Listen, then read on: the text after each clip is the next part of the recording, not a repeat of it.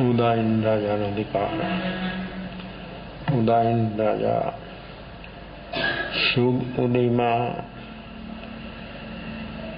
એક રૂપ કદી થતો નથી. બધા જ પ્રકારનો અનુકૂળ ઉદય તો દરેક જીવને હોય, અનુકૂળ પણ હોય ને પ્રતિકૂળ પણ હોય. ઉદાયનને બધું જ અનુકૂળ.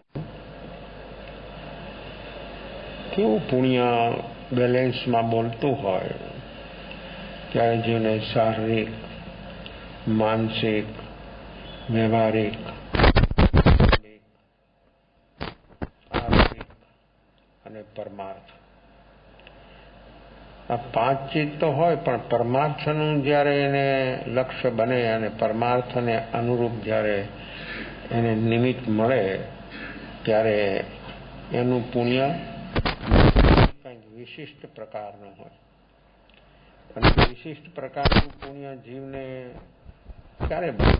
પુણ્ય તો દરેક જીવને થાય જ છે. નિગોદથી લઈને સર્વાસિદ્ધ વિમાનના દેવો સુધી દરેક જીવને પુણ્ય પણ થાય છે અને પાપ પણ થાય છે. પણ આવું પુણ્ય પરમાર્થ સુધી જીવને પહોંચાડે અને એવા બધા જ પ્રકારના એને અનુકૂળ નિમિત્તો, એને પ્રેરણા કરે એવા નિમિત્તો એ જીવને ક્યારે મળે? પુણ્યથી મનુષ્ય જન્મ મળે, 10 પ્રાણ બધું, પણ પરમાર્થ, એ પરમાર્થનું કાર્ય એને કર્યું હોય અને પરમાર્થના કાર્યમાં એનું ઘૂંટણ ચાલતું હોય અને પરમાર્થના કાર્યમાં એની યોગ અને ઉપયોગથી પોતાની પ્રવૃત્તિ પણ એને અનુરૂપ થતી હોય અને કોઈ એવી વ્યક્તિ પરમાર્થનું કાર્ય સહી અર્થમાં આચરતી હોય તો એના પ્રત્યે એના ભીતરમાં એવા અનુમોદનાના ભાવો થાય. આ અનુમોદના પાપની પણ છે, પુણ્યની પણ છે અને ધર્મની પણ છે. ત્રણેય જગ્યાએ જીવને અનુમોદના, એટલે પોતે પાપ કરે, કરાવે અને અનુમોદના કરે, પુણ્ય કરે, કરાવે અને અનુમોદના કરે, ધર્મ સ્વયં ખુદ કરે, કરાવે અને જે ધર્માત્મા ધર્મ, સહી અર્થમાં ધર્મ જે કરતા હોય એની એ અનુમોદના કરે. આ અનુમોદનાથી જીવને પરમાર્થને યોગ્ય નિમિત્તો મળે. અનુમોદનામાં એટલા રૂડા ભાવો હોય, એટલા એના અંદરમાં શુભ ભાવો હોય અને એવી અનુમોદના કરે કે જીવ એના અંદરમાં એવા ભાવ થાય કે એ કાર્ય જે વ્યક્તિ વર્તમાન કરી રહી છે એવું કાર્ય હું ક્યારે કરું? મારા અંદરમાં ક્યારે એવો મારો પ્રમાદ છૂટે?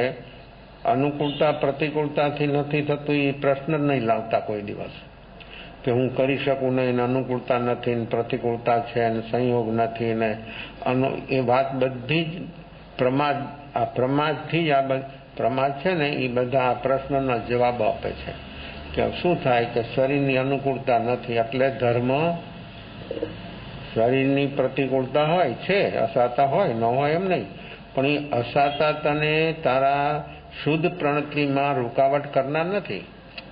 એને ખબર નથી કેમ શુભ પણ રૂકાવટ નથી કરતા, અશુભ પણ. એ શુભ અશુભ બે શું ચીજ છે? ઉદય છે. તો ઉદય સાથે તું શું કામ એકરૂપ થાસ? તું કામ એને તું શું કામ સત્કાર સન્માન શું કામ? એને તું શું કામ સલામ કરે? એને તું મહત્વ શા માટે આપસ? હા, ભૂતકાળમાં જે છે એ કર્યું છે, વર્તમાનમાં ચાલી રહ્યું છે એ જોતું, પણ તું એને એટલું બધું સત્કાર સન્માન શા માટે આપે છે? જો સત્કાર સન્માન તમે આપ્યું તો ભૂતકાળનું ઉદય બાંધેલું વર્તમાનનો ઉદય છે, તો વર્તમાનમાં તમે એનો સત્કાર સન્માન કરો છો એટલે તમે એની અનુમોદના કરો છો એટલે એનો ગુણાકાર થાય છે. એ જે ચીજ ઉદયરૂપ વર્તમાનમાં છે એની સાથે વ્યક્તિ જ્યારે એકરૂપ થઈ જાય છે ત્યારે એનો ગુણાકાર થાય છે. અને જેની અંદરમાં આવો સાક્ષી ભાવ જો વ્યક્તિમાં હોય સતત, તો એ વ્યક્તિ એની અનુમોદના પણ નથી, એનો સ્વીકાર છે. જો અનુમોદનાની જગ્યાએ જો વ્યક્તિમાં વર્તમાનમાં જો જાગરણ હશે ને તો સ્વીકાર બનશે, અને સ્વીકાર બનશે ને એટલે ઉદયના બધા જ બંધનો જે રસરૂપ અવસ્થા બની છે અને પડ્યું છે ને સત્તામાં, વર્તમાન ઉદયનો સ્વીકાર કરવાથી સત્તામાં પડેલું ઉદયરૂપ જે કર્મ છે એ બધું પોચું થઈ જશે, ઢીલું થઈ જશે, સ્થિતિથી, પ્રદેશોથી, રસથી. કારણ કે વ્યક્તિએ સ્વીકાર કરી લીધો એટલે નથી એની અનુમોદના, નથી, તટસ્થ બની ગયો એના વિશે. એ ઉદય વર્તમાનમાં જે ચાલી રહ્યો છે તેના વિશે વ્યક્તિ બિલકુલ મધ્યસ્થ બની ગયો. આમ પણ ન નમે ને આમ પણ ન નમે. પછી એની સામે અનુકૂળ વ્યક્તિ હોય, વસ્તુ હોય, ક્ષેત્ર હોય, ક્લાઇમેટ હોય, ગમે તે સંયોગો એવા અનુકૂળ હોય અને એ બધા પ્રતિકૂળ પણ હોય.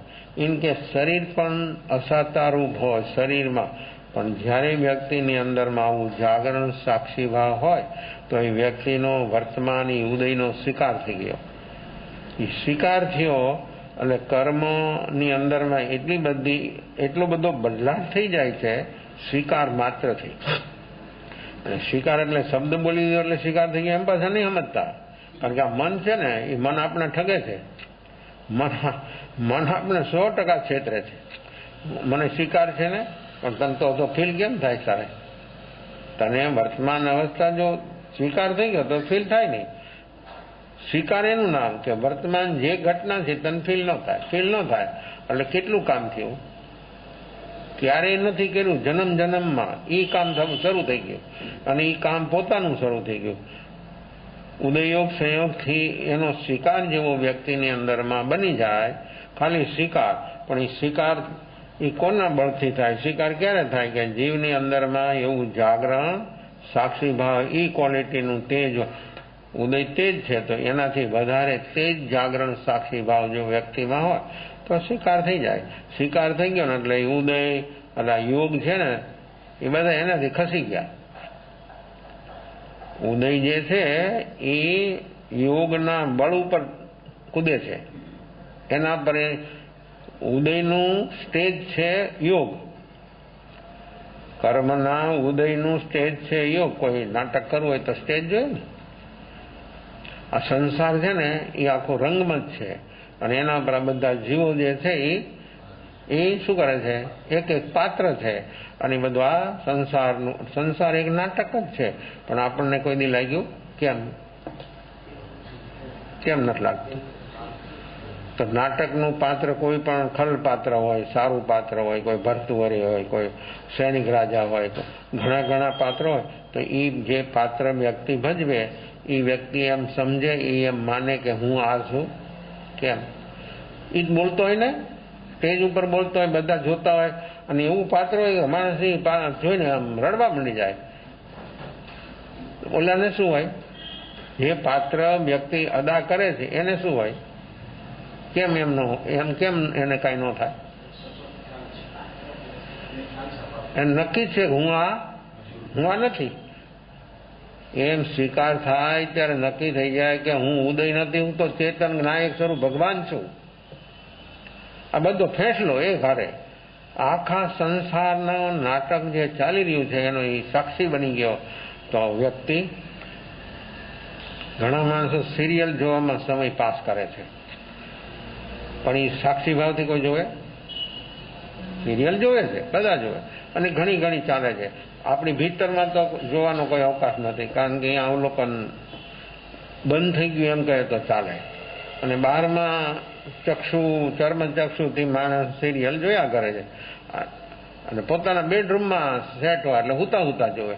એટલે ટીવી ચાલતો, નીંદર આવી જાય તો ટીવી ચાલતો નહીં હોઈ જાય, એ ચાલ્યા કરે. તો એ સિરિયલ જુએ જીવો, તો એ જોવાની અંદરમાં વ્યક્તિ સાક્ષી ભાવથી જુએ છે. જોયું તેને કહેવાય, સમજો, જોયું તેને કહેવાય કે સાક્ષી ભાવથી જોવે તો જ જોયું કહેવાય. નહીતર શું કર્યું કહેવાય? નહીતર રાગદ્વેષ કર્યા કહેવાય. રાગદ્વેષનો ગુણાકાર જ થાય. કારણ કે માણસ તો એની હારે વહે, ગાય, નાચે, કૂદે, રોવે. નાટક જોવા જાય અહીંયા રોવા મળે. એટલે હવે હું સમજવાનું જાય છે ને. ઘણા માણસો નાટક અહીંયા લઈ આવે છે ને, તમારા સોશિયલ ગ્રુપો એ નાટક લઈ આવે છે ને, તો એ બધા જોવા જાય તો એ એવું પાત્ર હોય. તો હમણાં આવ્યું હતું ને નાટક, કયું આવ્યું હતું? નતા ગયા જોવા? રોવાઈ મંડી ગયા તને પાછા ભૂલી ગયા? હા, તો શું કરું? તો નતા રોવા મંડી ગયા? તો તમે હવે એ નાટક જોયું કહેવાય?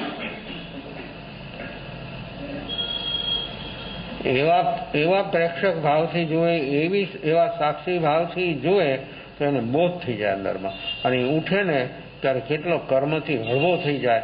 અને નહીંતર તો રોવે તોય કર્મ બંધાય ને હસે તોય બંધાય. એમ નહીં માનજો કે હસે તો ન બંધાય, હસે તોય બંધાય, રોવે તોય બંધાય. ન બંધાય એને કે સાક્ષી બને. એને સાક્ષી બને તો એને કાંઈ ન. અને એ સાક્ષી બની ગયો તો એમ જેમ નાટકનો પ્રેક્ષક કહેવાય, સિનેમાગ્રહ એને પ્રેક્ષક ગ્રહ કહેવાય. પ્રેક્ષક એટલે જોનારો, એ જોવે વસ્તુ સ્થિતિ જે છે એ જોવે. જ્યારે પિક્ચર ચાલતું હોય ત્યારે પડદો કોરો હોય, પિક્ચર ન ચાલતું હોય ત્યારે પડદો કોરો હોય. પડદા પર શું હોય? જોવે કોની સામે? પડદા સામે જોઈને બેસે ને. પાછળ કોઈ જોવે તો ચાલે છે તો પાછળ પ્રોજેક્ટમાં બધું. ત્યાંથી એ પડદા પર શું આવે છે? છાયા, પડછાયો. પડછાયોને જોઈને ભ્રમિત થઈ જાય. આ પાગલપણું નહીં. 100% પડછાયો. અને માણસો ભ્રમિત, 100% ભ્રમિત. ગમે એવો ભણેલો ગણેલો હોશિયાર માણસ છે તો ભ્રમિત થઈ જાય. આ કેવી અવસ્થા છે? આ સંસાર એક નાટક છે અને એને જોઈને જીવ ભ્રમિત થઈ ગયો છે. હવે એ ભ્રમિતપણામાંથી જો એને બહાર આવવું હોય તો વ્યક્તિએ વર્તમાનમાં આવું જાગરણ, સાક્ષી ભાવ, તો એ જીવનનો સાક્ષી ભાવ, પોતાના ઉદયનો સાક્ષી ભાવ બની જાય, આખા સંસારનો સાક્ષી ભાવ બની જાય. જે એની સામે આવે છે, ઉદયયોગ, સંયોગ, અનુરૂપ જે નિમિત્તો બધું ચાલે છે એ બધાનો એ સાક્ષી બની જાય. એ જોયા કરે છે કે હા બરાબર છે, એ ચાલે છે. ભૂતકાળનું અનુસંધાન છે પણ સાક્ષી બન્યો એટલે વર્તમાનનું અનુસંધાન કટ. અને એ કટ થઈ જાય એટલે વ્યક્તિની અંદરમાં એવો બોધ થાય કે આ બધા પાત્રો મેં ભજવા છે. એક પાત્રો 84 લક્ષ જીવાજોનીમાં જીવ ઉત્પન્ન થઈને એક પણ પાત્ર એવું નથી. હકીકતમાં એવા બધા પાત્રો આ જીવે પ્રકૃતિને અનુરૂપ બધા જ પાત્રો જીવો ભજવા છે. એમાંથી એને જો બહાર આવવું હોય તો આ વર્તમાન એના માટે એટલું બધું સુંદર છે, એટલું બધું અદભુત છે વર્તમાન જાગરણ સાક્ષી ભાવ. તો ઉદય, શુભનો ઉદય અને અશુભનો ઉદય. કર્મ બે જ છે, શુભ અને અશુભ. ઘાતી કર્મ 4 મૂળ પ્રકૃતિ અને ઉત્તર પ્રકૃતિ બધી જ પાપ પ્રકૃતિ. અઘાતી કર્મ 4 એમાં બે મિશ્ર છે, શુભ પણ છે અને અશુભ પણ છે. તો આ બધા ઉદયરૂપ અવસ્થાઓ જે બધી આપણી અંદરમાં ચાલી રહી છે, આપણી સામે વસ્તુ, વ્યક્તિ, ક્ષેત્ર આ બધું ચાલે. હવે ભૂતકાળ તો ગયો, ભૂતકાળની 82 આવું બધું થયું ને અહીંયા સુધી પહોંચી ગઈ યાત્રા. હવે જો એનામાં આવું જાગરણ સાક્ષી ભાવ પ્રગટી જાય તો એ ઉદયનો શિકાર થાય. અને ઉદયનો શિકાર થાય તો એનાથી ઉપર ઉઠી જાય તો ભવિષ્યમાં એને આવું ન થાય. ભવિષ્યનું નહીં, અત્યારે શુદ્ધ બની જાય. ધર્મ એ ભવિષ્યની, ભૂતકાળની વાત નથી. ધર્મ એ તો વર્તમાનની વાત છે. તમે અત્યારે કરો પુણ્ય પાપ તો એનું ફળ ભવિષ્યમાં હોય. ધર્મ તો અભિવોર અહીંયા આ ક્ષણને અત્યારે મુક્તિ. માણસનો જેવો શિકાર થયો વર્તમાન ઉદય ભાવનો, એટલે સીધી ઉદય ભાવની જે સિરિયલ ચાલે છે કટ થઈ જાય. અને કટ થઈ જાય એટલે વ્યક્તિની વર્તમાન અવસ્થા ઉપયોગની અવસ્થા. મન, બુદ્ધિ, શરીર તો બધા બેસી જાય, શાંત થઈ જાય.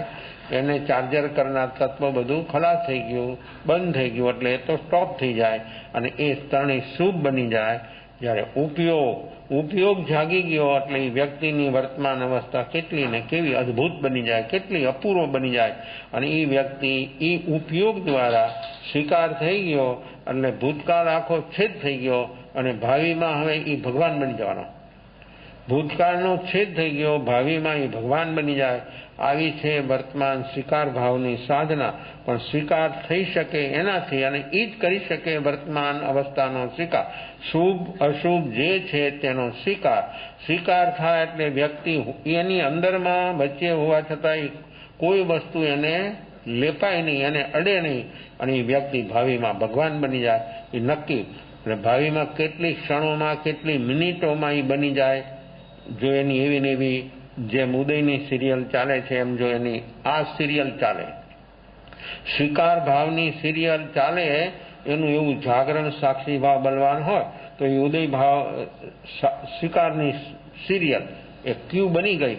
એ જો બરાબર 5, 10, 15, 20, 25 મિનિટ સુધી જો ટકી ગઈ એ અવસ્થા, તો એને ભેદ જ્ઞાન થઈ જાય અને દુઃખનું જે મેઇન કારણ છે એ મીટી જાય. 15 મિનિટના સમયમાં દુઃખનું કારણ મિટાવવાની શક્તિ આપણામાં છે, અને અનંતકાળ ચાલ્યો જાય. અનંતકાળ થઈ ગયો તો આ બધી અનુમોદનાથી થયો. આ બધા જન્મ મરણની આપણી જે પરંપરા હતી છે અને વધશે, એ બધી અનુમોદનાથી જાગરણ સાક્ષી ભાવ બને. એટલે સંસારની એ હેય બની ગયો, ભીતરથી હેય બની ગયો. એટલે ભીતરથી હેય બન્યો એટલે ભીતરથી લગાવ છૂટી ગયો. એટલે હે એટલે છૂટી ગયો, એ એટલે છોડવા જેવું નહીં, છૂટી ગયું. અંદરમાં સ્વીકાર થયો એટલે વસ્તુ એની પાસે ખિસ્સામાં છે ને તો છૂટી ગઈ. અને જો એને હેય ન બન્યું તો એ બીજાનું છે, પોતાનું થઈ ગયું. અને એ ચીજ કોઈ દી એને મળવાની નથી આ જન્મમાં, તો પણ એનો માલિક થઈને ફરે. આવી અનેક પ્રકારની ઉપાધિઓ, આધિ વ્યાધિની ઉપાધિ, આવું દુઃખ અનેક પ્રકારનું જીવ પોતે આ અજ્ઞાન અવસ્થાની અંદરમાં, અજ્ઞાન ભાવમાં આવું દુઃખ જીવ બધું ઊભું કરે છે. તો આ ઉદાયનને કેટલો ઉદય સુંદર છે, સ્વીકાર થઈ ગયો. 5મા ગુણસ્થાનમાં દેહ સ્વીરતીપણું, અને એવી ભાવના ભાવે છે કે હું ક્યારે ભગવાન પધારે તો હું એનો શિષ્ય બની જાઉં. આ કેવી એની રૂઢી ભાવના છે. અને આવી ભાવના તો વર્તમાન ઉદયનો સ્વીકાર થાય અને વ્યક્તિનો આશ્રવની જે અવસ્થાઓ છે, આશ્રવના જે કારણો છે, વર્તમાન ઉદયના સ્વીકારથી આશ્રવના કારણો ખતમ થવા મળી જાય. અને સ્વીકાર ન થાય તો એને ભોગવવું જ પડે ને. ઉદય જે છે શુભ કેવું છે, અને જો શુભમાં સમય ક્યારે પાસ થઈ જાય ખબર જ ન પડે. બધી અનુકૂળતા હોય, શારીરિક, માનસિક, વ્યવહારિક, કૌટુંબિક, આર્થિક, તો એ સમય નહીં, વર્ષો એની જિંદગી ક્યારે પાસ થઈ જાય એની એને ખબર ન પડે. અને એમાં થોડીક વચમાં ક્યારેક એવો પીરિયડ આવી જાય પ્રતિકૂળતાનો, તો એ સમય એને કેટલો મોટો લાગે. એ કેટલો સમય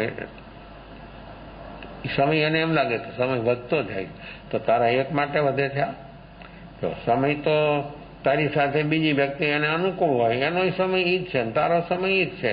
પણ પ્રતિકૂળતામાં જીવને જો બધું લાંબુ થઈ જાય છે.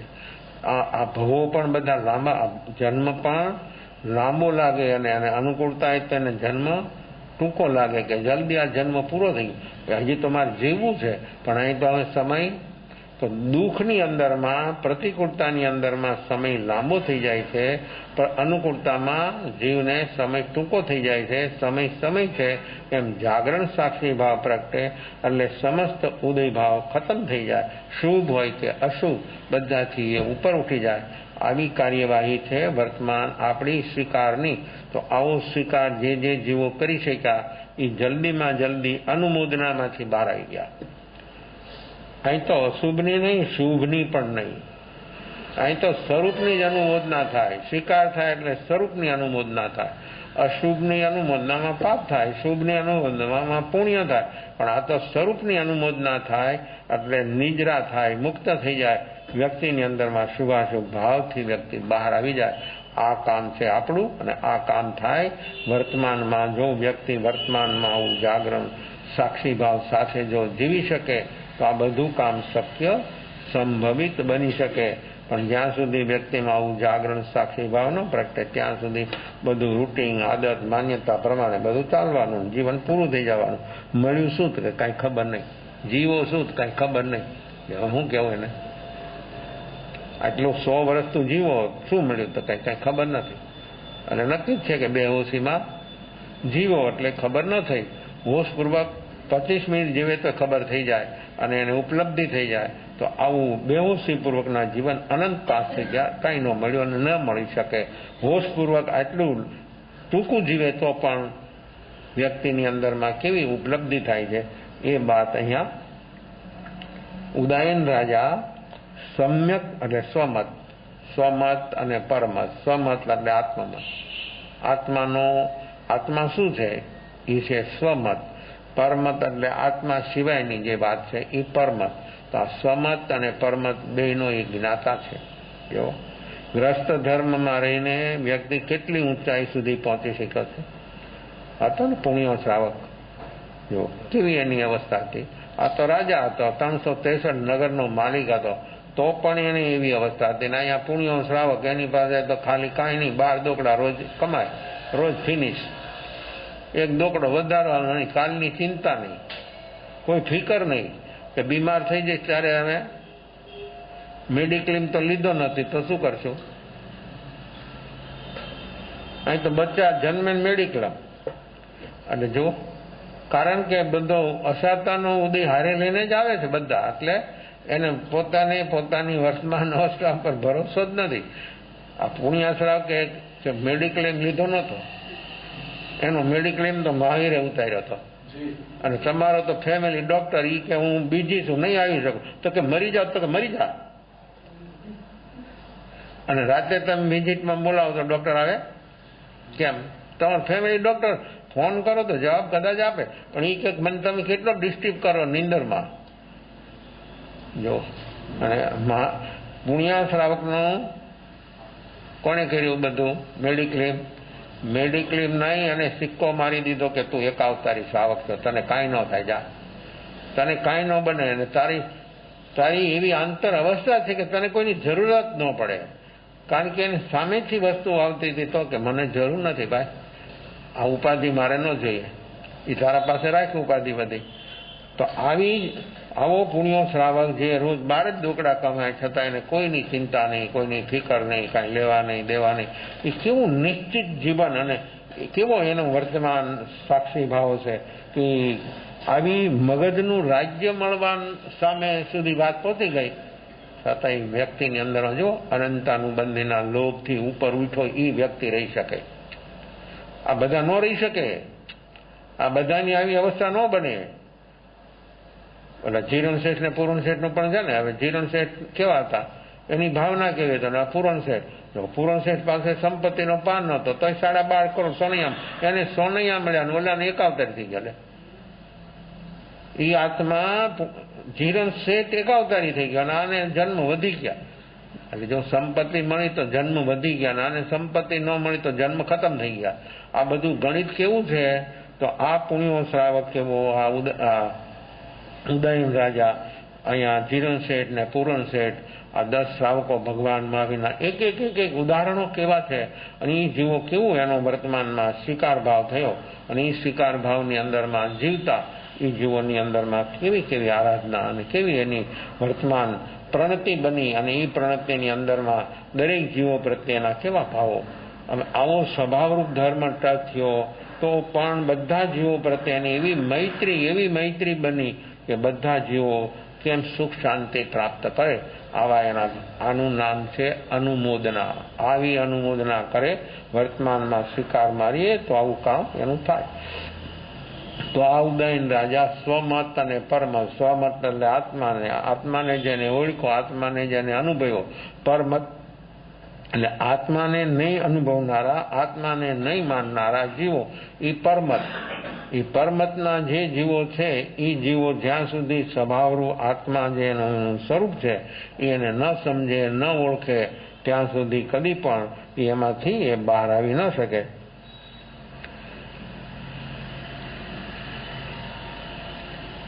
જ્ઞાનમાં જાણે છે, લોકોત્તર વિનય કેમ કરવો તે કોણ કરી શકે?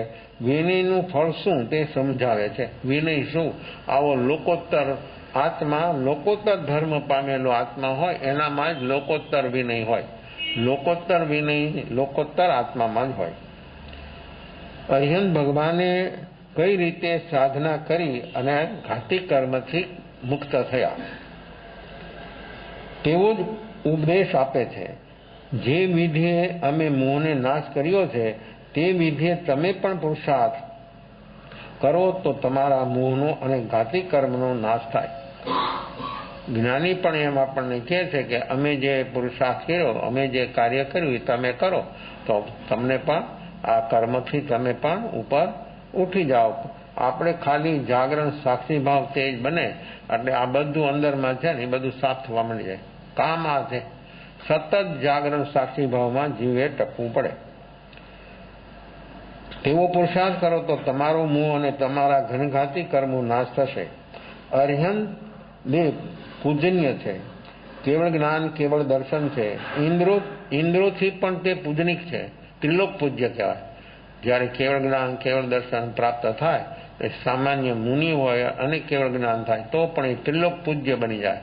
તીર્થંકર અને સામાન્ય મુનિને કેવળ જ્ઞાન થયું, જેમ અતિ મુક્ત કુમારને મહાવીરની સામે ઊભા કેવળ જ્ઞાન કેવળ દર્શન થઈ ગયું. કેવું હશે આ? ઉંમર કેટલી? 9 વર્ષની. 9 વર્ષની ઉંમરે મહાવીરની સામે ઊભા કેવળ જ્ઞાન થઈ ગયું. એ કેવળ જ્ઞાન થઈ ગયું તો મહાવીર અને અતિ મુક્ત કેવળ જ્ઞાન થયા પછી શું ફેર? તો કે મહાવીરના બધા તીર્થંકરના અતિશયો હોય, એ અતિશયો બધા પુણ્યથી હોય. બહારના 34 અતિશય, 35 પ્રકારની સત્ય વચન વાણી, 1000 અષ્ટ ઉત્તમ લક્ષણ, એ બધું પુણ્યથી હોય. એનું પુણ્ય એવા પ્રકારનું વિશિષ્ટ છે ને એટલું બહારનું એવું. પણ કેવળ જ્ઞાન ને કેવળ દર્શનમાં 1 પોઈન્ટ જેટલો ફેર નહીં. એ અતિ મુક્ત કુમારને કેવળ જ્ઞાન થયું અને મહાવીરને 12.5 વર્ષે થયું અને ઈરિયા વિના કાયો સર્ગમાં કેવળ જ્ઞાન થઈ ગયું. જોયેલા જીવોની વિશેષતાઓ કેવી કેવી હોય છે. ભગવાન ઋષભને 1000 વર્ષે સાધના કરી ત્યારે કેવળ જ્ઞાન કેવળ દર્શન થયું. મહાવીરને 12.5 વર્ષના, અતિ મુક્ત કુમારને મારુદેવીને હાથી ઉપર ગયા. સુખે સુખે મોક્ષ, એનું બધું સુખે સુખે.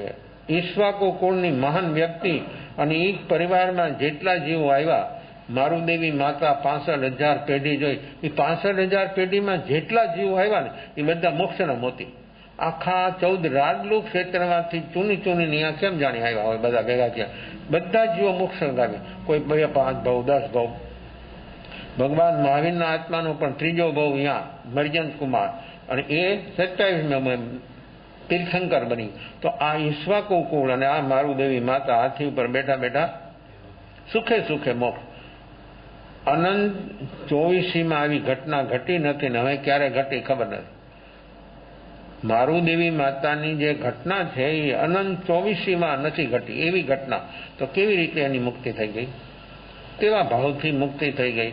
તો આવા પણ જીવોની આવી પણ અવસ્થા હોય છે. અહીંયા અતિ મુક્તમાં ઇલાયચી દોર ઉપર લે કેવું છે, ક્યાંથી ક્યાં કઈ રીતે જીવો જાગી જાય, કઈ ક્ષણે કેવું નિમિત્ત મળે અને કેવો જીવ જાગરણમાં પહોંચી જાય અને એવું જાગરણનું જોર વધતું જાય તો અંદરમાંથી બધી જે અવસ્થાઓ છે આવરણ રૂપી ખતમ થઈ જાય.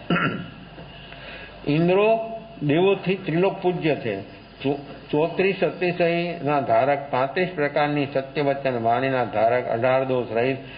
શરીર અત્યંત સુંદર હોય. પરમાત્માનું જેવું જ્યારે પરમાત્મા હોય, જે સમયમાં જે તીર્થંકર વિચારતા હોય એમના જેવું શરીર જગતમાં કોઈનું ન હોય, ઇન્દ્રોનું ન હોય. દેવો એવું શરીર બનાવવા માંગે તો બને નહીં, કારણ કે પરમાત્માનું જે શરીર બન્યું એટલા જ પૂતગલો હતા. કારણ કે શરીર એ પૂતગલ છે. 5 શરીર જે છે મનુષ્યને, 5 શરીર પૂતગલ. તો પરમાત્માનું પુણ્ય એવું છે કે એ વિશિષ્ટ પ્રકારના પૂતગલો એમને જે ગ્રહણ કર્યા છે એવા પૂતગલો જગતમાં બીજા છે જ નહીં, તો બને ક્યાંથી? એટલે દેવો તો ઉત્તર વૈકરી શરીર બનાવે. દેવો જ્યારે અહીં મૃત્યુ લોકમાં કોઈ પણ દેવો આવે, વ્યંતર દેવો કે ભવનપતિ કે જ્યોતિષી કે વૈમાનિક, 4 પ્રકારના, તો એ પોતાનું અસલ શરીર ત્યાં રાખીને આવે. ઉત્તર વૈકરી એટલે બીજું શરીર બનાવે. એટલે જ્યાં એને જવું હોય ને જ્યાં એ તીર્થંકર પાસે જવું હોય તો તીર્થંકર પરમાત્માની જે હાઈટ હોય એનાથી 4-6 ઇંચ એની હાઈટ નીચી રાખે. જો ત્યાં વિવેક છે, ત્યાં વિનયને વિવેક છે કે પરમાત્માથી ઊંચું શરીર ન બનાવાય, અને બનાવે તો પરમાત્માની જો આ કેવું કામ છે, આ જાગરણ ચીજ કેવી છે.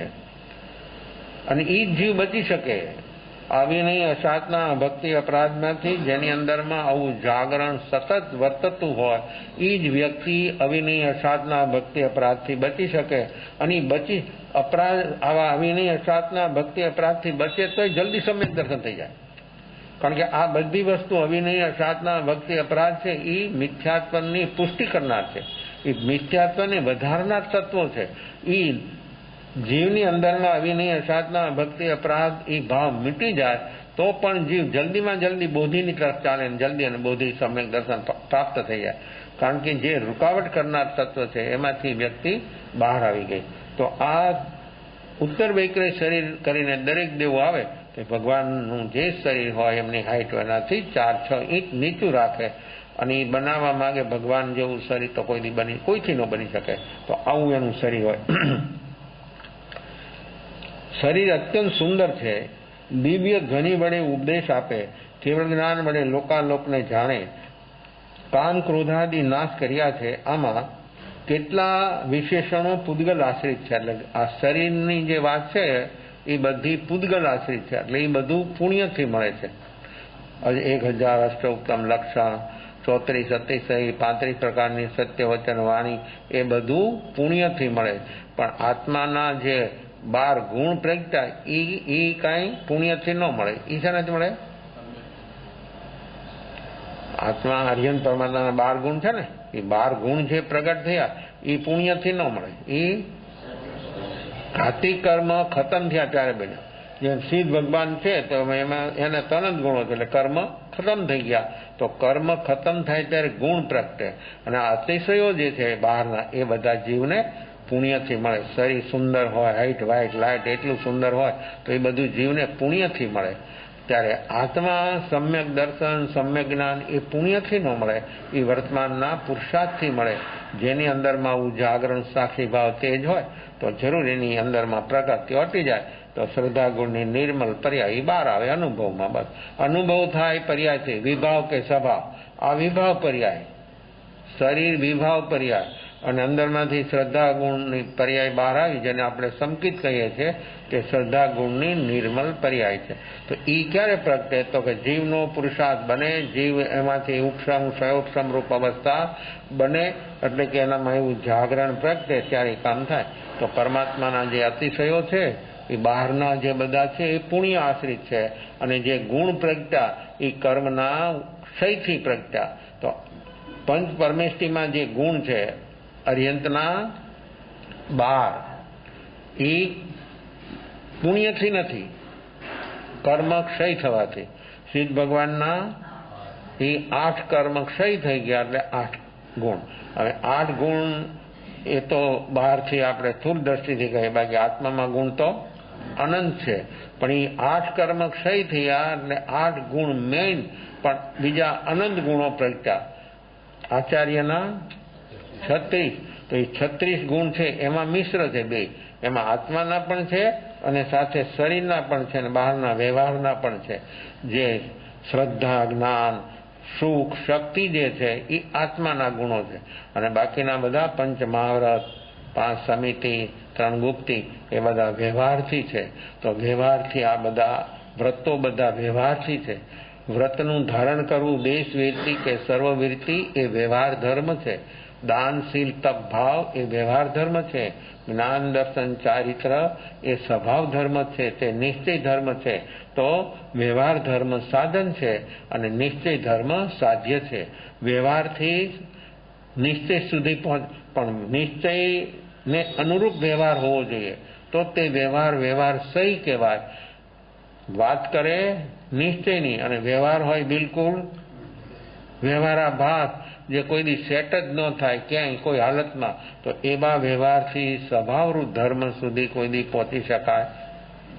હવે મારે સમ્યક દર્શન પામવું છે અને હું આવા મિથ્યાત્વ અવિનય અસાધના ભક્તિ અપરાધ થાય એ જ કાર્ય હું કરતો હોઉં, તો એ સમ્યક દર્શન કેદી થાય? અવિનય અસાધના અભક્તિ અપરાધ જે છે એ તો મિથ્યાત્વને વધારનાર તત્વો છે.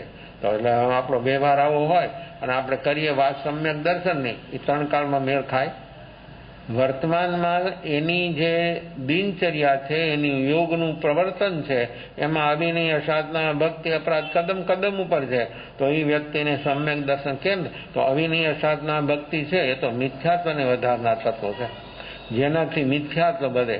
તો એમાંથી માણસ જ્યારે બહાર આવે ત્યારે વ્યક્તિને સમ્યક દર્શન તરફ એનું કદમ ઉઠી શકે અને અવિનય સાધના ભક્તિ અપરાધથી બહાર આવે તો એ જરૂર સમ્યક દર્શનને પામવાનો અધિકારી, એટલે નિશ્ચયને અનુરૂપ વ્યવહાર હોવો જોઈએ. તો એ વ્યવહાર જ્ઞાનીઓ કહે છે સહી, અને જો તે માનેલો તારો બનાવેલો વ્યવહાર હોય તો વ્યવહાર આભાસ, એનાથી પુણ્ય થવું હોય તો થાય, નહીં તો પુણ્ય પણ ન થાય. પુણ્ય ન થાય તો ધર્મ કે જ થાય. ધર્મ અલગ છે, પુણ્ય અલગ છે, પાપ અલગ છે. પુણ્ય શુભ કર્મ છે, પાપ અશુભ કર્મ છે, અને ધર્મ છે પુણ્ય અને પાપ બેથી મુક્ત ઉપર ઉઠવાની વાત છે. તો એ જીવ જ્યારે અવિનય સાધના ભક્તિ અપરાધથી બહાર આવે ત્યારે જીવ જલ્દી સમ્યક દર્શનને પામવાનો અધિકારી બની શકે. તો આચાર્યના 36 ગુણ, એમાં આત્માના પણ ગુણો છે અને આવા બહારના, કારણ કે ચતુર્વિધ સંઘના સારણા વારણા કરે. આચાર્યનું કામ એ છે ચતુર્વિધ સંઘમાં જે શ્રાવક શ્રાવિકા સાધુ સાધ્વી હોય એ બધાના સારણા વારણા, એને સંભાળે, એને સ્થિર કરે. તો એમાં રાગદ્વેષ પણ થાય, કેવળ જ્ઞાન થાય એટલે અરિહંત બને. પછી શાસનનું સુકાની ન ચલાવે. પછી 2nd નંબર ગણધર, એ ગણધર બધો વહીવટ કરે. શેનો? આ ચતુર્વિધ સંઘનું જે કાંઈ કરવાનું, કારણ કે મનુષ્ય હોય એટલે પ્રોબ્લેમ આવ્યા વગર. પછી 4થો આરો હોય તો ભલે, 5મો આરો હોય તો ભલે, મનુષ્ય હોય એટલે પ્રોબ્લેમ આવવાનો. કેમ? તો અરિહંત એને કાંઈ ન કરે. કેમ? અરિહંત એને કાંઈ ન કરે. એ બધું જે કરવું હોય સામ દેન ભેદી નીતિ બધું 2nd નંબર હોય અજમાવે, એટલે 2nd નંબર હોય ગણધર. તો ગણધર પછી બધું ચતુર્વિધ સંઘનું જે બધું કામ કરવાનું હોય એ બધું ગણધરો કરે.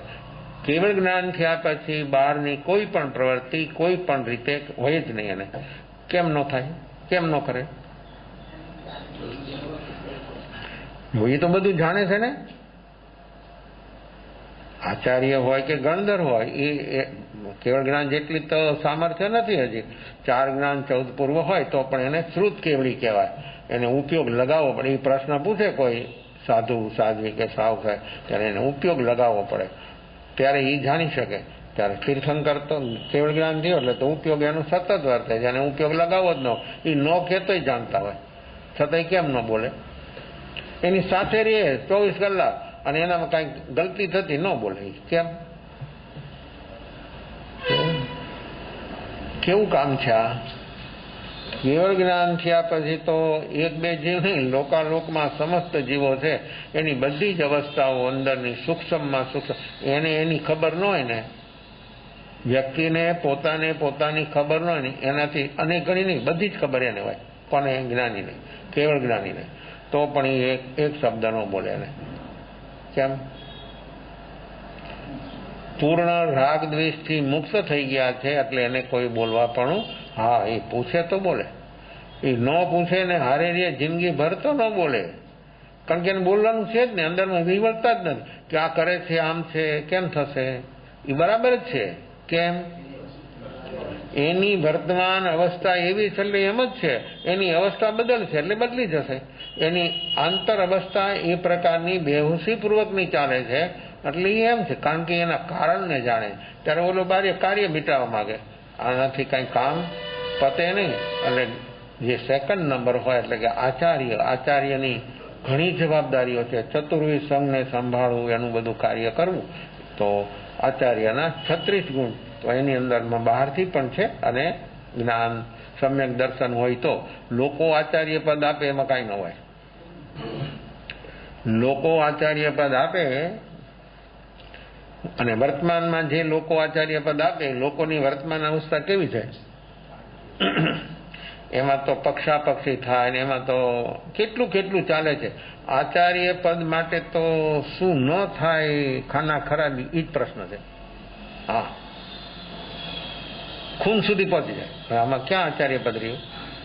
અને જેને અંદરમાં ગુણ એક જ સમ્યક દર્શન પ્રાપ્ત થયું કે ભાઈ હું તને આપું છું આચાર્ય, હું તને પછેડી ઓડાડી દઈશ. એ મોટા હોય ને અને નાના લેવાના ભાવ ન હોય તો કે તું આચાર્યને માટે યોગ્ય છે, તું જ બરાબર, તને હું ઓડાડી દઉં પછેડી. બોલ પછી કેવી કેવી અવસ્થાઓ ચાલે. તો આચાર્યના 36 ગુણ છે, એમાં બહારના પણ છે અને આત્માના પણ છે. ઉપાધ્યાયના 25 ગુણ, એમાં પણ એમ છે, બહારના પણ છે અને આત્માના પણ છે. અને મુનિના 27 ગુણ, એમાં પણ એમ છે, બહારના પણ છે અને આત્માના પણ છે. ત્યારે અર્યંત અને સિદ્ધ, અર્યંતના 12 ગુણ જે છે આત્માના જ છે, સિદ્ધના 8 ગુણ એ આત્માના જ છે. તો એ હવે જો અર્યંતના જે 34 અતિશય 35 પ્રકારની સત્ય વાણી 1000 એ બધા બહારના છે, એ બધા પુણ્યથી છે. અર્યંત ભગવાનને જે આ બધું છે બહારનું એ બધું પુણ્યથી છે. હવે અતિમુક્ત કુમારને કેવળ જ્ઞાન થયું ને એમાં આવે ને. હવે અતિમુક્ત કુમારને લોકો જોવે કે ન જોવે, પણ મહાવીરને તો જો કેવું છે આ. તો અતિમુક્ત કુમારને કોઈ એવા બહારના અતિશયો નથી, તો સામાન્ય મુનિ હતા, બાળક હતા ઉંમરથી, પણ જો કેવળ જ્ઞાન થઈ ગયું એટલે એને શું કહેવાય, શરીર બાળક હતું, 9 વર્ષની ઉંમર, પછી કેવળ જ્ઞાન થાય એટલે એને શું કહેવાય, એને ભગવાન કહેવાય. અને પછી પરમાત્મા છે, બસ પતી ગયું. પછી એને ઉંમર સાથેનો કોઈ સંબંધ ન હોય. ઉંમર સાથેનો સંબંધ તો આપણા માટે, આ નામ રૂપ જે બધું છે આ બધું આપણા માટે છે. જ્યારે અહીં પૂર્ણ અવસ્થા સુધી પહોંચે એટલે બહારની કોઈ, અને એને પછી કોઈ જરૂરત, કોઈ જાતની કોઈ જરૂરત એની સામે આવે કે ન આવે, કે એને પૂછે કે ન પૂછે, વંદન કરે કે એને કોઈ ચીજની અંદરમાં અંશ માત્ર અપેક્ષાની પૂર્ણ નથી થતી. પછી એને દુઃખ શાનું, એને સુખ, એને તો સુખ ને સ્વભાવનું જ સુખ. 4 ભાવ પ્રાણ કેવા અદભુત અને અપૂર્વ, તો એનું એ સુખ અનુભવ. એમાં બહારમાં તો શું હોય, બહારમાં તેને જોઈ લીધું. આ અવસ્થા જે બહારની બધી ચાલતી હતી તો પોતે બધાએ એની જો એની બાલ ચેષ્ટા હતી, જો ઉંમર હતી નાની તો બાલ ચેષ્ટા હતી ને એ એને જોઈ લીધી. અને અમુક જો જ્ઞાન થઈ ગયું એટલે કેવું ઠરી ગયો, કેવો ઠરી ગયો આત્મા. થયો પરમ ઠવી સામીથી, પોતે ઠરી ગયા બીજાને સ્થિર કરી દે સ્વભાવમાં. જો એ જ વ્યક્તિ થોડા સમય પહેલા બાલ ચેષ્ટા થઈ અને શું થયું, અને આ ઇરિયાપથી કાયો સર્ગમાં એને કેવળ જ્ઞાન કેવળ દર્શન થઈ ગયું. શું થયું, શું થઈ ગયું? જો આ જ્ઞાનનું સામર્થ્ય કેવું છે, જ્ઞાનની તાકાત કેવી છે, ક્ષણોની અંદરમાં બધું જ બદલી ગયું અને એ એવા કે પરમાત્મા બની ગયા. તો આવી છે આ જ્ઞાનની અવસ્થા, સુખની અવસ્થા, આત્માના 4 ભાવ પ્રાણ. તો આ આત્મા બહારના પણ આચાર્ય, ઉપાધ્યાય અને મુનિ, એને આત્માના ગુણો પણ છે અને બહારથી પણ ગુણો છે. 27 ગુણો, 25 ગુણો, 36 ગુણો એની અંદરમાં આ બધું મહાવ્રત, સમિતિ, ગુપ્તિ, આવું બધું જે છે એ બહારથી પણ એને એક અપેક્ષાથી, વ્યવહારથી એને ગુણ કહેવાય. દ્રવ્ય અહિંસા એ બહારથી દ્રવ્ય ગુણ કહેવાય, પણ ભાવથી ભાવ અહિંસા પ્રગટ થઈ જાય એટલે ભાવ ગુણ પ્રગટે. એટલે આત્મા પૂર્ણ અહિંસક છે એવો એને ભાવ દયાથી અનુભવમાં આવી જાય. દ્રવ્ય દયાથી ભાવ, હું આત્મા પૂર્ણ અહિંસક છું એ બોલે, અનુભવ ન થાય. અનુભવ ક્યારે થાય કે જ્યારે આત્માના ભાવ પ્રાણની દયા થાય શરૂ, પોતાના ભાવ પ્રાણની દયા શરૂ થાય એટલે જીવને નક્કી થઈ જાય કે હું જ અહિંસક છું ને, મારો આત્મા જ અહિંસક છે. આમાં હિંસા આવે ક્યાંથી? એટલે જો રાગ દ્વેષી પેલા હિંસા છે, રાગ દ્વેષી ભાવ પ્રાણની હિંસા છે. એટલે જ્યાં સુધી આ પ્રકૃતિઓ છે જીવની સાથે, આ બધી નેગેટિવ પ્રકૃતિઓ, ત્યાં સુધી ભાવ પ્રાણની હિંસા છે. પણ જ્યારે સમ્યક દર્શન થયું ને જાગરણ તેજ બન્યું અને જો ભાવ પ્રાણની દયા શરૂ થઈ જાય પછી ઉદય આવે, નિમિત્ત આવે, પણ નિમિત્ત એને ફીલ ન થાય. ફીલ ન થાય તો દયા કોની? હા, અને ફીલ થાય તો જો હિંસા. ગમે અવસ્થામાં હોય, ગમે હાલતમાં હોય, ફીલ થયું ભાવ પ્રાણની હિંસા. તો ભાવ પ્રાણ કેટલા કોમળ છે, રાગ દ્વેષ તો કેટલા સ્થૂળ છે, કસાયો તો કેટલા ઠોસ ને કેટલા બધા વક્ર છે, કેટલા બધા વિષમ છે કસાયો ક્રોધ માનમાં. ઇન કે સંજલના પણ અનંતાનું બંધીના તો બાવળથી બે જ, એની તો કોઈ ઉપમા જ નથી. એટલા બરડ ને એટલા ઠોસ. ત્યારે સંજલના કષાયો પણ ભાવ પ્રાણની હિંસામાં નિમિત્તરૂપ બની જાય છે. તો આવી બધી અવસ્થાઓ જ્યારે જીવની અંદરમાં ચાલે તો પ્રકૃતિ માત્ર ભાવ પ્રાણની હિંસામાં શસ્ત્ર છે. પછી યોગથી ન થાય. ભાવ પ્રાણની હિંસા જે છે એ વ્યક્તિની અંદરમાં જ્યારે આ કષાય, આ ઉદય યોગ સંયોગને આધીન બની જાય એટલે વ્યક્તિની અંદરમાં પ્રકૃતિ એટલી બધી ઠોસ છે અને ભાવ પ્રાણ તો એટલા કોમળ છે, જગતમાં કોઈ એની ઉપમા ના આપી શકાય એવા એ ચારે ચાર ભાવ પ્રાણ એટલા મૃદુ, એટલા કોમળ છે. તો એની હિંસા થાય છે બે હોશીથી. એટલે હોશ પ્રગટે એટલે અહિંસા, સત્ય, જે આત્માના ગુણો છે એ બધા આવિર્ભાવ થાય અને અનુભવમાં આવતા જાય. તો જે આત્માના ગુણો અને પુણ્યથી મળેલું શરીરના 1000 અષ્ટ ઉત્તમ લક્ષણો એ બધા પુણ્યથી હોય. પરમાત્માના શરીરમાં 1008 ઉત્તમ લક્ષણો હોય, એ બધા પુણ્યથી હોય. એવું શરીર જે એને મળ્યું પુણ્યથી મળ્યું. કર્મ ખતમ થાય એટલે તો પરમાત્મા જ બની જાય અને બધું બહારનું બધું બાદ થઈ જાય. ગમે તે હોય ને ગમે એટલું હોય તો પણ કોઈ રહી ન શકે. તો આ ધર્મ અને પુણ્ય, આવું પુણ્ય પ્રકાશિત હોય તો પણ એ જીવને જ્યારે જ્ઞાન થાય ત્યારે પુણ્ય બધું ગૌણ બની જાય અને આત્મા મુખ્ય બની જાય. તો આવા બધા અતિશયો જે છે, ગુણો જે છે એ દ્રવ્યને ભાવથી છે. તો જેનો વ્યવહાર શુદ્ધ હોય, નિશ્ચયને અનુરૂપ, એ આત્મા જરૂર નિશ્ચય સ્વભાવને પામ્યા વગર રહી ન શકે.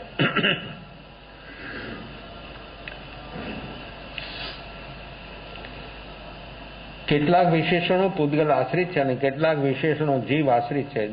તેને જે જીવ ભિન્ન ભિન્નપણે ઓળખતો નથી, જાણતો નથી, માનતો નથી, તે ગમે તેવો તીર્થંકરનો વિનય કરે તો પણ તેને લોકોત્તર વિનય કહેવાય નહીં. આ લોકોત્તર વિનય શું ચીજ છે? આ લોકોત્તર વિનય આવો સહી અર્થમાં લોકોત્તર વિનય આવે ને સમ્યક દર્શન ન થાય, બને જ નહીં. લૌકિક વિનય અને લોકોત્તર વિનય. લોકોત્તર વિનય તીર્થંકર શું છે, એના દ્રવ્યને ભાવથી શું એના ગુણ છે, શું એની વિશેષતા છે, આ બધું એને. પણ તમે કહી શકો આવી બધી ભાંગજણ એ તો યાદ નથી રહેતું. મને તો ઘણા એમ કે વાંચું છું, સાંભળું છું, પણ કાંઈ આવું બધું યાદ નથી રહેતું. તો મારે શું કરવું? ઉપાય છે એના માટે. પણ એને એક પ્રમાદ હોય ને, આ બધા ઉપાય કઠિન લાગે ભાઈ. પ્રમાદ ચીજ એક એવી છે સાધનામાં જીવને બધામાં બધે એને કઠિનાઈ લાગે. હવે જો વ્યક્તિને આવું યાદ ન રહે અને આવું બધું ભેજામાં યાદ ન રહેતું હોય તો એને શું કરવું?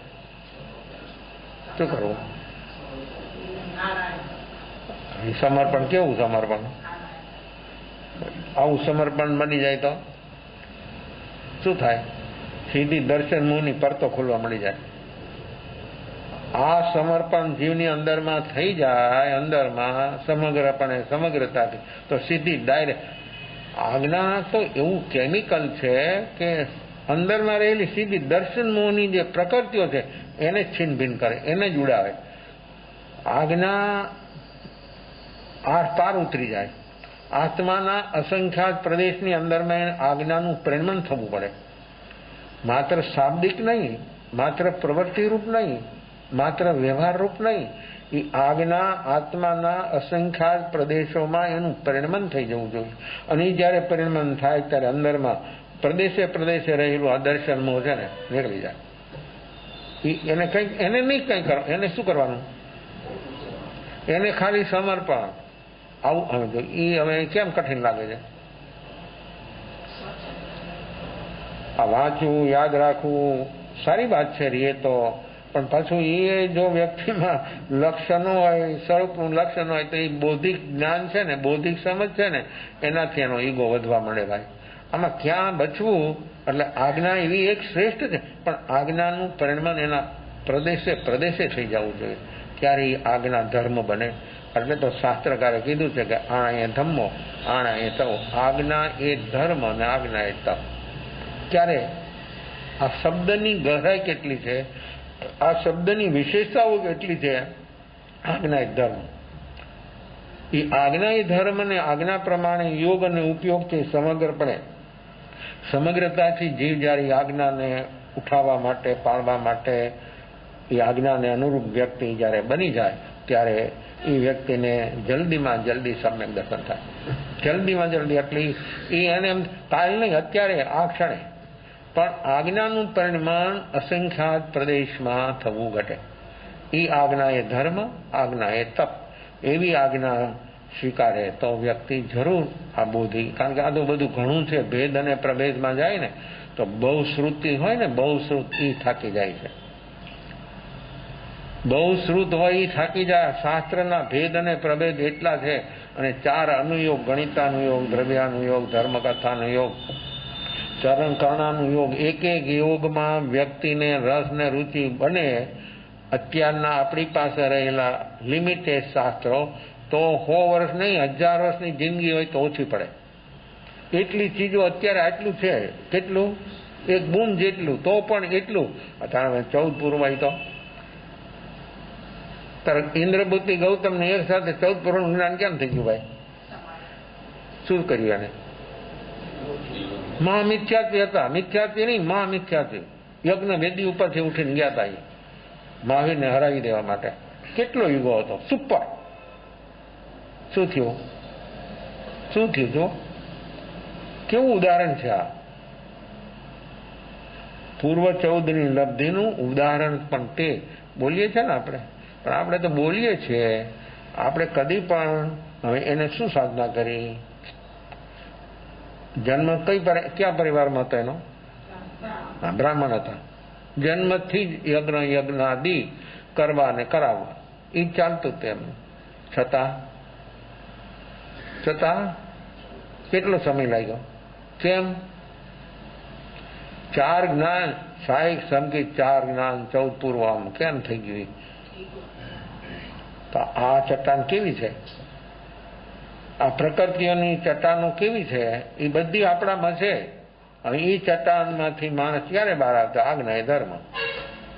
ઉપને બા, વિઘ્ને બા, ધ્રુવે બા, ત્રિપદીની અંદરમાં 4 જ્ઞાન, 14 પૂર્વ થઈ ગયું. અને આત્મા સેકન્ડ નંબર, ભગવાનમાં એ પ્રથમ નંબર, એ પરમાત્મા. અને આ ગણધર્મ કેવું કામ થયું? આ ઈગો જેટલો સુપર ઈગો હતો, એ જ ઈગો જયારે ઝૂકી ગયો ત્યારે એના અંદરમાં બધી પરતો ખુલી ગઈ. તો આજ્ઞા એ ધર્મ. તો એક પૂર્વનું જ્ઞાન 9 વર્ષની ઉંમર હોય અને એનું આયુષ્ય કેટલું હોય? એક પૂર્વનું જ્ઞાન એ વ્યક્તિનું આયુષ્ય 1 લાખ પૂર્વનું હોય. અને ભણવા બે અને ભણે શાસ્ત્ર, એનું આયુષ્ય પૂરું થાય. એક પૂર્વનું જ્ઞાન ભણવા પૂરું ન થાય. તો આ કેમ થઈ ગયું? ક્યાંથી થઈ ગયું? તો આ તો 14 પૂર્વનું જ્ઞાન, 4 જ્ઞાન. આત્મામાં તો કેવળ જ્ઞાન છે, સર્વોપરી. એ પ્રાપ્ત થઈ જાય ભાઈ. આ આત્માનું અંદરમાં જયારે આવું જાગરણ, સાક્ષી ભાવ, આવું સમર્પણ, આજ્ઞા એ ધર્મ જયારે ઉઠાવવા તૈયાર થઈ જાય ત્યારે પોતાની મતિ કલ્પનાઓ છે ને એ બધી બહાર જુમા હોઈ જાય. મતિ કલ્પનાઓથી તો માણસ ચક્કરમાં જ આવે અને એ દુઃખિત થાય. મનની બુદ્ધિના તલ ઉપર જીવે એટલે હંમેશા માટે ભૂતભાવી જ હોય. હવે ભૂતભાવી મારીએ ત્યાં સુધી આત્મજ્ઞાન કેમ થાય? કોઈ જ ન થાય. મન બુદ્ધિના તલ ઉપર ભૂતભાવી જ છે તો ભૂતભાવીમાં તો થાય નહીં. થાય ને કોને? વર્તમાનમાં જીવે કે આજ્ઞા છે? મારે શું કરવાનું? આજ્ઞા છે. બધો બોજ ઉતરી જાય, ફ્રી થઈ જાય માણસ. આજ્ઞા પ્રમાણે જીવે એટલે એને કઈ પૂછે કેમ? તો કે આજ્ઞા છે, બસ પતી ગયું. આવી આજ્ઞાનું આરાધન એના રોમ રોમની અંદરમાં જયારે આજ્ઞાનું પરિણમન થઈ જાય ત્યારે એનો દર્શનમાં રહી ન શકે અને આત્મા સમ્યક દર્શન બુદ્ધિ પામ્યા વગર રહી ન શકે. આ છે આપણું સમર્પણ. કરીએ 10 મિનિટ ત્યાં.